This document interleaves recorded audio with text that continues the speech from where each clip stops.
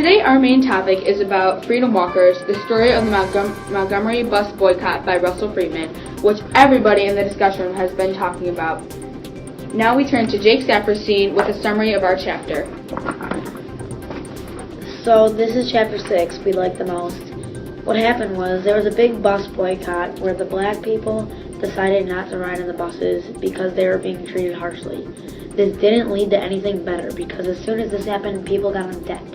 This debt led to even worse when suddenly the mayor decided to step up. He said, we are going to make their lives as hard as possible.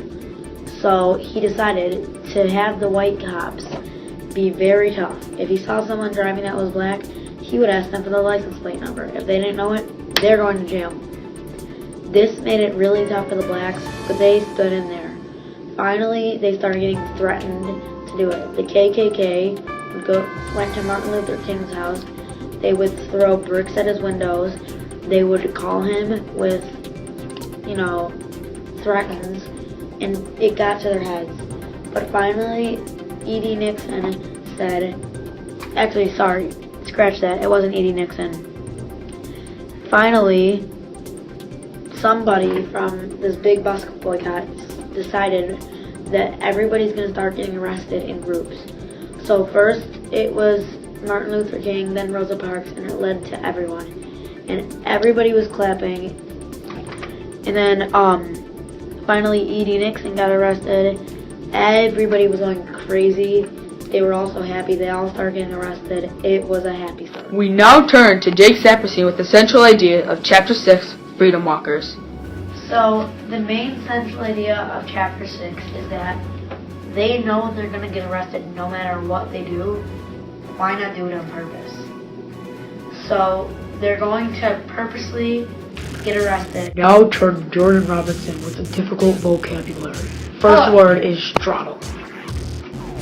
The definition of straddle is to stand wide apart as in the left. Our next difficult vocabulary word, as in of Chapter 6, is radicals, favoring drastic political, economic, or social reforms. Our third word is stickler, is a person who insists on something unyieldingly. Our next word is vagrancy, which means mental wandering, which is someone who walks around aimlessly. Our next word is abruptly, which means terminating or changing suddenly. And our last word is jubilant throng, which means a happily dense crowd. We now look at the textual connections of Freedom Walkers, Chapter 6. Our first textual connection is a text-to-self connection, and how we can relate to this is by when me personally, was an avid and our leader of our tutorial group, had to grade our TRFs, and she had to grade hers too.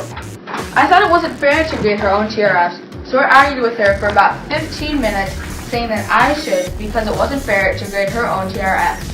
Even though the teacher had to come out and solve the issue and kind of raise her voice, I was proud that I stood up for what I wanted, even if it meant getting in trouble.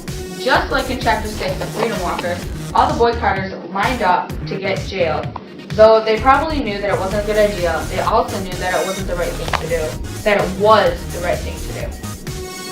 Our next connection is a text-to-text connection. The book Freedom Walkers can relate to the book Seed Folks by Paul Fleischman, how in Freedom Walkers everyone started purposely going to jail because the white police were cracking down on the blacks for the littlest things. Also, the white cops were arresting more and more people, so the blacks couldn't take it anymore, and all the boycotters turned themselves in. They volunteered themselves to be locked up. Just like in the book Seed Folks, it all just started with this one girl planting a few beans in a dirty, vacant lot, and then in just a few weeks it turned into this entire community planting everything from corn to tomatoes. The entire community was volunteering and pitching in to make this little girl's dreams come true of planting a garden and inheriting this girl's father's passion of a garden. Our last connection is a text-to-world connection. Freedom Walkers can relate to the men and women that serve our country. Most of the people that are in the forces volunteer themselves and risk their lives to keep America safe and free. In Freedom Walkers, everyone started purposely going to jail because the white police were cracking down the blacks for the littlest things. Also, the white cops were arresting more and more people, that the blacks couldn't take it anymore, and all the boycotters turned themselves in. They volunteer themselves to be locked up. Thank you, Jordan. We now turn to Jordan Robinson with the organizational structure of Chapter 6. The organizational structure of Chapter 6 is set up in chronological order, which means in number of numbers or dates. For example, the author will start out by saying on February 21st, ... and elaborate on what happened on that day or days. And then he will begin with a new date marking the end to that event or events and starting a new event. Hi, my name is Cristion Williams, and I will be reading annotations and analyze the text features.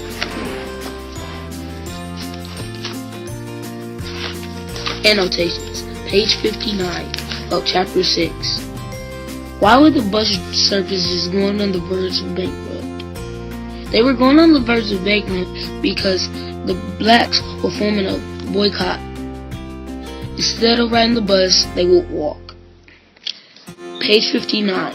How did the mayor earn a reputation in the black community?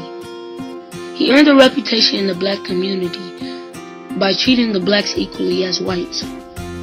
Page 59. When saying this quote, there seems to be a belief on the part of the Negroes that they had the white hand up in the corner. What did they mean? They meant that the blacks were winning and the whites were near giving them the commands. Page 61. Why were the white women driving their black housekeepers from work every day? Because the blacks were forming a boycott and couldn't ride the bus. So the white women still needed their housekeepers, so they gave them carpool. Page 63. Why was King transported to jail? King was transported to jail because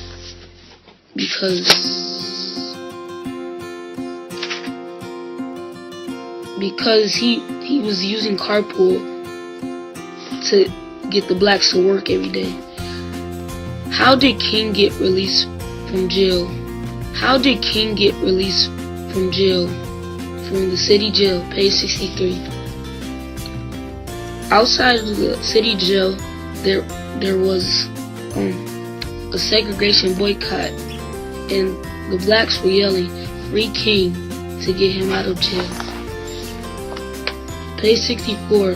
Who bombed Dr. King's house and why? The KKK Ku Klux Klan bombed Dr. King's house. Why? Because they did not believe that blacks should get equal rights.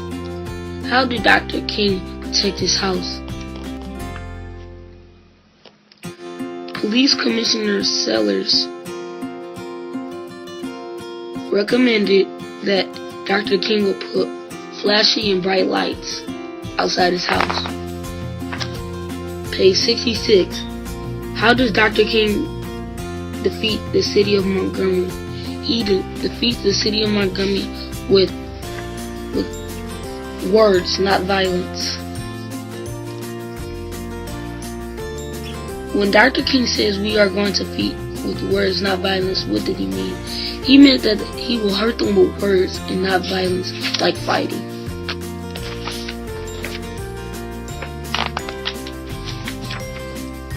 Page 71.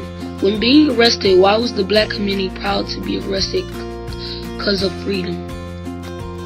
Because arresting all the blacks would show that they didn't care to be put in jail. They just wanted to. We now turn to Jordan Robinson with the types of textual features that help us understand the text. There are two types of textual features that help us understand the chapter. The first one is pictures. Pictures help us because they make a great visual for us to see and to help us understand the text. The second feature is captions. The major thing that caption does for us is help us comprehend and understand the picture. Whether it's an easy picture or a hard picture, they always help us comprehend and help us with the picture. We now turn to Jordan Robinson with the 5 most important details of Chapter 6. Though there were many important details, the discussion room picked out the most 5 important details in Chapter 6. The first major detail is how every single boycotter lined up to get jailed, and when they got jailed and booked and came out of the courthouse, the jubilant, surrounding crowd was cheering. The next important detail was how the mayor hated the carpooling system among the blacks, so he told every single white cop to start being very harsh and strict on the carpoolers and drivers, just like Jake Saperstein said earlier in our newscast. Our second important detail is how the king's home was abused, and many times by the Ku Klux Klan or the KKK. From bricks being thrown through the window to dynamite in the lawns to bombs also being thrown through the windows. Our third important detail is how the Rosa Parks and Dr. King all came out and supported the jailing, and even they got jailed. Our fourth detail is how, also in general, they would not stop the boycotting no matter what. Our last detail, which the discussion room thought was most inspiring and important, was that only some of the whites were being very generous in helping out with the carpool and support with the boycott. We hope you learned a lot with our special session of Freedom Walkers and the discussion with Jordan Robinson, Jake Cohen, Jake Saperstein, and Cristion Williams. We'll see you tomorrow night with our next topic in the discussion room. Bye-bye now.